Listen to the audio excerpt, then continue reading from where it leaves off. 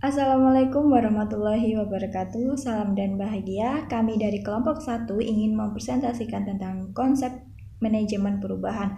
Sebelumnya, anggota kelompok kami, saya sendiri Umi Hani, NIM 2018-008063, dan teman saya Kartika Kurniasari, NIM 2018-008033, dan Puri Muhammad Fatur Rahman 2018-008096, Muhammad Dwiki Ristami 2015-008-181. Slide yang pertama yaitu definisi manajemen perubahan. Nah, manajemen sendiri ini tuh adalah suatu ilmu untuk menggerakkan sumber daya produksi dalam melakukan perencanaan yang baik, pengorganisasian yang efektif, serta melakukan pendistribusian yang tepat dan melakukan pengawasan yang intensif guna mencapai tujuan organisasi. Nah, untuk perubahan sendiri adalah segala sesuatu yang menyebabkan kondisi saat ini berbeda dengan kondisi yang akan datang. Dapat disimpulkan bahwa manajemen perubahan adalah ilmu dan seni yang melakukan perencanaan perubahan dengan melakukan tindakan pengorganisasian efektif dan dengan mendistribusikan sumber daya manusia yang tepat dalam mengelola perubahan. Ada 8 komponen dalam mengelola perubahannya. Yang pertama ada tujuan perubahan.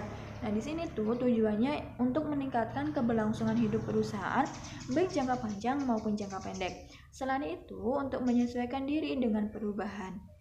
Yang kedua, ada aspek strategis yang perlu dirubah. Nah, aspek yang ditarget. Manajemen perubahan diperlukan aspek yang ditargetkan sehingga dapat diambil atau langkah yang jelas untuk mewujudkannya. Yang ketiga, ada strategi perubahan yang diterapkan. Dalam manajemen perubahan perlu didukung strategi perubahan, karena strategi inilah yang nantinya akan menjadi sandaran terwujudnya manajemen perubahan. Yang keempat, ada sumber daya. Sumber daya merupakan komponen utama dalam manajemen perubahan, karena subjek utama dalam perubahan itu terdapat pada individunya. Yang kelima, ada manajer perubahan. Manajer perubahan memiliki peranan yang sangat penting dalam tercapainya target perubahan. Jika ada karyawan yang tidak termotivasi dalam pekerjaannya, nah disinilah peran manajer perubahan untuk mengajak komunikasi agar karyawan tersebut bisa meluapkan permasalahan yang sedang terjadi. Nah, yang keenam ada agen perubahan. Nah, agen perubahan adalah orang-orang yang mempunyai pengaruh dan siap untuk melakukan perubahan, meskipun dalam keadaan kondisi yang tidak sesuai. Agen ini tuh perlu ketetapan untuk berpikir, menganalisis, dan melakukan inisiasi untuk kondisi yang lebih baik. Nah, yang ketujuh, ada organisasi. Organisasi merupakan sarana pendukung manajemen perubahan. Semakin banyak anggota organisasinya, semakin kompleks pula manajemen perubahan yang diperlukan. Yang kedelapan, ada target audiens yang pasti. Pemastian audiens ini tuh sangat penting, jangan sampai nanti target perubahan yang kita inginkan berbeda dengan kondisi audiensnya, sehingga mekanisme manajemen perubahan harus sesuai dengan audiens yang akan menjalani perubahan. Oke, slide selanjutnya yaitu ada model Lewin. Nah, yang pertama ada unfreezing, kita itu bisa mengenal perlunya perubahan-perubahan. Nah, yang kedua ada moving, berusaha menciptakan kondisi baru. Yang ketiga ada rephrasing, itu mengembangkan, menciptakan, dan memberikan perubahan. Nah, model selanjutnya ada model action research. Nah, di mana ini tuh yang pertama ada mengidentifikasi masalah. Nah, ini tuh dimulai ketika badan seorang eksekutif dalam perusahaan itu dengan kekuasaannya merasa bahwa dalam organisasinya terdapat masalah. Nah, mungkin bisa dipecahkan dengan bantuan audit. Yang kedua ada konsultasi dengan ahli perilaku. Nah, konsultasi ini tuh mengarah pada perencanaan metode untuk didiagnosis. Yang ketiga ada pengumpulan data dan diagnosis awal. Nah, ini melibatkan pengumpulan informasi yang sesuai dan menganalisisnya untuk menentukan yang mendasari penyebab masalah dalam organisasi tersebut. Nah, ini bisa dengan cara wawancara, observasi proses, dan kinerja organisasi data. Nah, yang selanjutnya ada umpan balik kepada klien. Nah, di mana anggota diberi informasi dari klien tersebut yang sudah dikumpulkan oleh OD. Nah, ini tuh bisa menentukan kekuatan dan kelemahan dalam organisasi tersebut. Nah, yang kelima ada diagnosis bersama terhadap masalah. Setelah menemui masalahnya, nah, praktisi ini tuh akan membantu klien untuk menafsirkan data dan membuat kesimpulan. Nah, yang keenam ada perencanaan tindakan bersama. Nah, di mana praktisi dan OD ini tuh praktisi OD dan klien bersama-sama menyepakati tindakan yang lebih lanjut yang akan diambil. Nah, yang ketujuh ada tindakan. Nah, di sini tuh melibatkan perubahan yang sebenarnya dari satu kondisi ke kondisi lain. Nah, seperti itu. Yang kedelapan ada pengumpulan data setelah tindakan. Nah, karena penelitian ini tuh tindakannya merupakan proses siklus. Nah, data ini tuh dikumpulkan lagi dan untuk mengukur apakah pelaksanaannya berhasil atau tidak. Nah, apakah pelaksanaannya sesuai dengan yang diinginkan atau tidak. Nah, data ini akan diumpan balikan kepada organisasi sehingga dapat menyebabkan rediagnosis atau tindakan baru. Model selanjutnya itu ada model positif. Nah, ini tuh berakar dari sikap positif bahwa sesuatu dapat menjadi lebih baik. Nah, yang pertama ada mulai penyelidikan atau mengidentifikasi subjek dalam perubahan. Nah, yang kedua ada praktek terbaik. Ini tuh melibatkan pengumpulan informasi. Sebenarnya apa yang terbaik dalam organisasi. Nah, yang ketiga ada temuan tema, yaitu memeriksa cerita baik besar atau kecil untuk mengidentifikasi satu set tema yang mewakili dimensi umum. Nah, dimensi umum itu jadi pengalaman orang.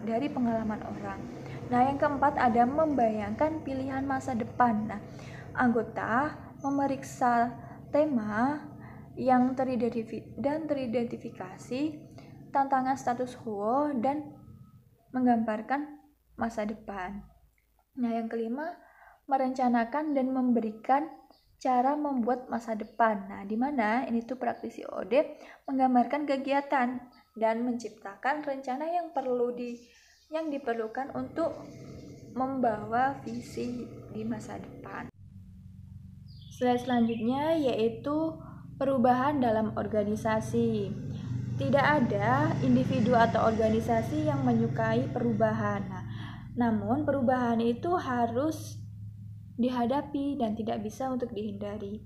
Apalagi zaman sekarang yang apa-apa serba teknologi. Nah, kita itu tidak bisa menghindari itu. Nah, tapi kita harus menyesuaikan dengan adanya perubahan-perubahan itu. Nah, yang selanjutnya diperlukan satu pengelolaan perubahan. Nah, agar proses dan dampak dari perubahan itu dapat diarahkan pada titik yang positif.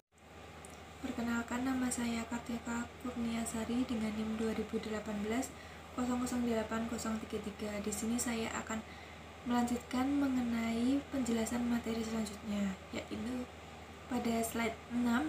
Di sini membahas tentang tipe perubahan dalam organisasi. Nah, di dalam organisasi ini terdapat 3 tipe perubahan. Yang pertama yaitu perubahan rutin, di mana perubahan rutin ini merupakan perubahan yang sudah direncanakan sebelumnya, dan perubahan ini terjadi karena adanya proses organisasi. Yang kedua yaitu ada perubahan peningkatan, di mana perubahan peningkatan itu meningkatkan suatu perusahaan itu harus meningkatkan manfaat dan nilai yang akan dicapai sehingga ke depan itu lebih memberikan dampak bagi masyarakat yang luas. Yang ketiga yaitu ada perubahan inovatif, di mana perubahan inovatif ini mencangkup mengenai perubahan suatu organisasi dalam pelayanannya bagi masyarakat yang luas. Yang selanjutnya yaitu ada pendekatan manajemen perubahan. Nah, di dalam pendekatan manajemen perubahan ini terdapat 4 pendekatan. Yang pertama yaitu pendekatan rasional empiris, di mana pendekatan ini digunakan dengan keyakinan bahwa perilaku orang itu mampu diprediksi dan mereka itu akan memberikan perhatian khusus atas kepentingannya sendiri. Nah, yang kedua yaitu ada pendekatan normatif redukatif, di mana pendekatan ini fokus pada seorang manajer perubahan yang mampu merubah tingkah laku dengan cara tertentu. Nah, selanjutnya para anggota manajer ini mampu melakukan perubahan. Yang ketiga yaitu ada pendekatan kekuasaan koersif, di mana pendekatan ini akan memaksa pihak manajemen perubahan itu untuk melakukan perubahan secara semena-mena. Jadinya pendekatan kekuasaan koersif ini lebih menekankan pada pendekatan yang sifatnya itu memaksa. Yang keempat yaitu ada pendekatan lingkungan adaptif, di mana premis utama dari pendekatan lingkungan adaptif ini adalah walaupun mereka itu orang-orang yang ada di organisasi tersebut berubah berdasarkan insting, namun mereka itu berusaha menghindari segala bentuk kerugiannya. Jadinya mereka itu walaupun berubah secara lingkungan adaptif, tapi mereka itu masih bisa berpikir apakah itu benefit atau tidak bagi mereka. Yang selanjutnya, slide selanjutnya yaitu ada jenis-jenis manajemen perubahan. Nah, dalam manajemen perubahan ini terdapat 3 jenis. Yang pertama yaitu smooth incremental change, seperti namanya smooth, di mana perubahan ini terjadi secara lambat dan juga sistematis namun dapat diprediksi. Yang kedua yaitu bumpy incremental, di mana jenis manajemen perubahan ini mempunyai periode relatif tenang dan sesekali itu diselai dengan percepatan pergerakan perubahan. Yang ketiga yaitu ada discontinuous change, di mana perubahan yang ditandai dengan adanya pergeseran cepat terhadap struktur budaya, strategi, dan ketiganya itu secara bersamaan. Nah, berikut ini adalah contoh kasus dalam manajemen perubahan. Contohnya yaitu dalam dunia kerja, dalam bursa kerja, misalnya dalam suatu job fair itu ditawarkan 3.000 pekerjaan. Nah, dalam 3.000 pekerjaan ini, dalam job fair ini dibanjiri oleh 10.000 orang yang mencari kerja. Nah, jika persaingan di dalam negeri saja sudah membuat persaingan itu semakin ketat, apalagi ditambah dengan pekerja luar negeri yang masuk ke Indonesia, tentunya persaingan ini akan menjadi semakin sengit. Nah, dalam hal ini itu biasanya orang-orang itu menawarkan perubahan yang mungkin terpilih.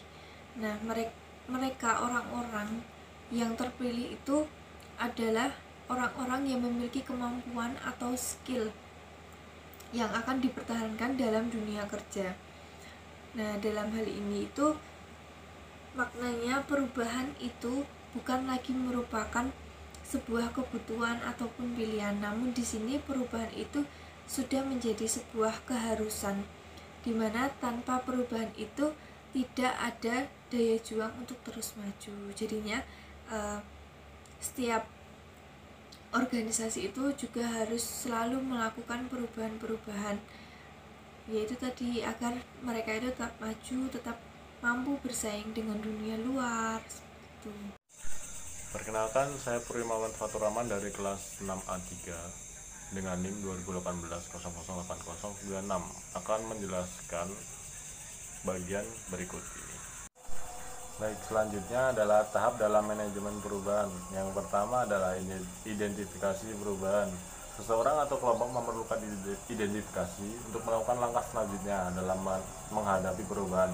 Lalu, yang kedua adalah perencanaan perubahan. Perlu adanya rencana dalam menghadapi perubahan tersebut. seperti langkah-langkah apa yang harus dilakukan dalam menghadapi perubahan. Lalu yang ketiga adalah implementasi.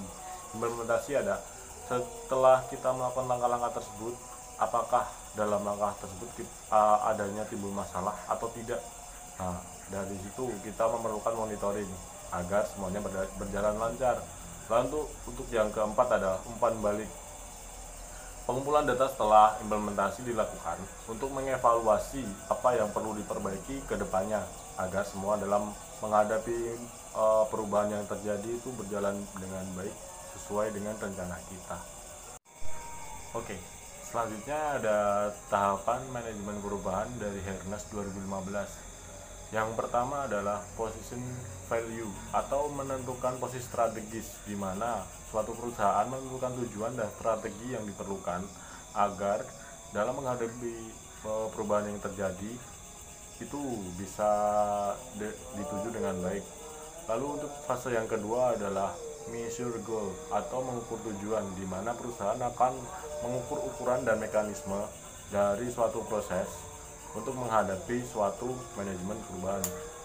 Lalu yang ketiga adalah assessment strategi atau strategi assessment, yaitu mengukur tingkat kesenjangan dalam perubahan terkini dan perubahan kedepannya. Lalu untuk fase yang keempat adalah action level atau aktivitas perubahan, di mana perusahaan akan mengidentifikasi semua proses kegiatan, hubungan, dan perubahan yang ada. Lalu fase kelima yaitu adalah environment scan atau mengidentifikasi lingkungan eksternal, di mana hal tersebut dilakukan untuk mengidentifikasi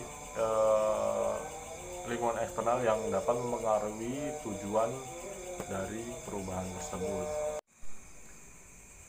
Lalu selanjutnya adalah pengembangan organisasi praktisi. Itu adalah siapa saja? Yang pertama adalah orang-orang yang mengkhususkan diri dalam pengembangan organisasi praktisi sebagai profesi. Lalu yang kedua adalah orang-orang yang mengkhususkan diri dalam pengembangan organisasi praktisi seperti manajemen sumber daya manusia, desain organisasi. Oke, selanjutnya adalah hambatan manajemen perubahan. Yang pertama adalah hambatan demografis. Dinamika manusia dalam menolak perubahan atau tidak adanya pemahaman kebutuhan akan perubahan. Lalu yang kedua adalah hambatan persepsi terhadap revolusi informasi. Banyaknya berita hoax dan isu dalam manajemen perubahan menimbulkan perubahan yang terjadi agak sulit ya. Lalu yang ketiga adalah hambatan lingkungan dan sosial. Tidak kondusifnya lingkungan perubahan seperti adanya konflik dalam perubahan tersebut. Lalu perubahan yang akan dilakukan bertentangan dengan nilai-nilai dasar. Oke, sekian penjelasan dari saya.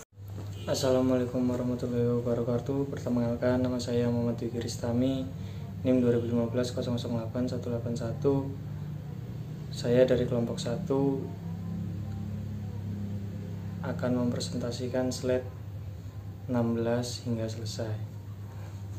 Ya, slide 16, alasan kenapa orang takut perubahan. Alasan orang takut perubahan itu ada 3 faktor. Yang pertama, takut. Orang-orang cenderung memilih kondisi yang ada sekarang dan tidak ingin melakukan perubahan karena sudah nyaman di zona nyaman dan takut akan perubahan. Yang kedua, risiko.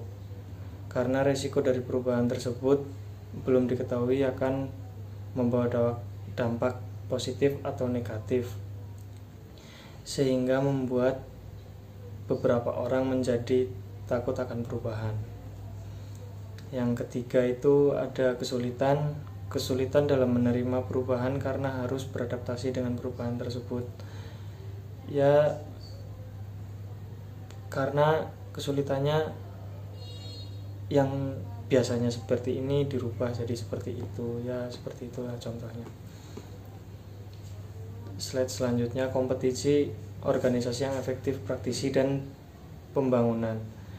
Yang pertama, keterampilan interpersonal atau kompetensi manajemen diri. Yang kedua, kemampuan interpersonal. Yang ketiga, keterampilan konsultasi umum.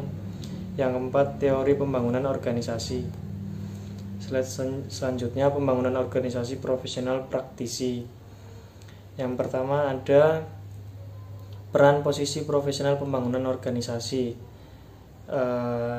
Yang dimaksud adalah perubahan yang direncanakan yang berkaitan dengan proses-proses pemecahan masalah yang menyangkut metode-metode organisasional dalam penanganan berbagai ancaman dan kesempatan. Ya, contohnya kita melakukan peran tersebut, melakukan proses tersebut. Misalkan di suatu perusahaan ada sebuah masalah, bagaimana kita memecahkan masalahnya dan kita mengetahui apa saja ancamannya dan kesempatannya.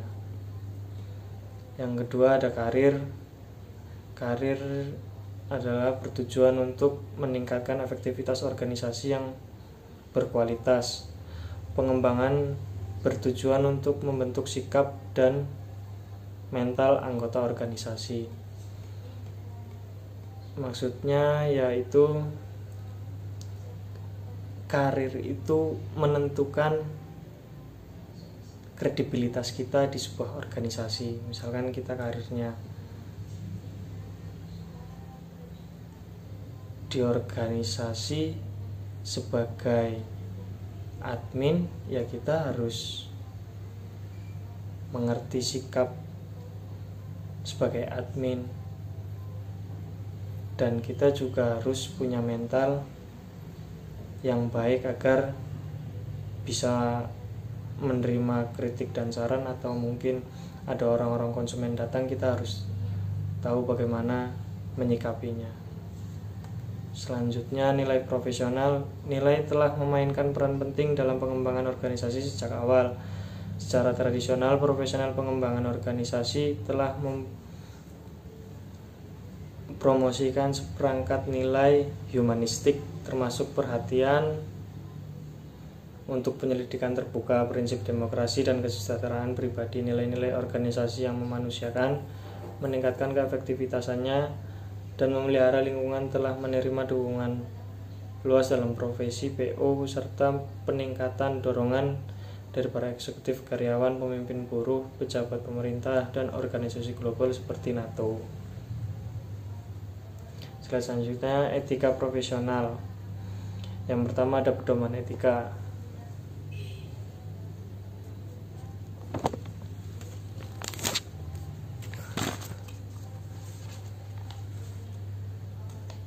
Pedoman etika adalah sekumpulan komitmen yang terdiri dari etika bisnis dan etika kerja karyawan yang disusun untuk mempengaruhi, membentuk, atau mengatur dan melakukan kesesuaian tingkah laku sesuai dengan nilai-nilai dan budaya dalam mencapai visi dan misinya.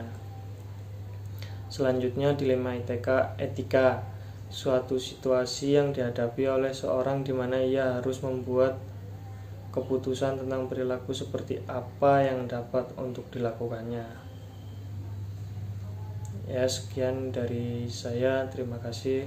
Wassalamualaikum warahmatullahi wabarakatuh. Salam dan bahagia.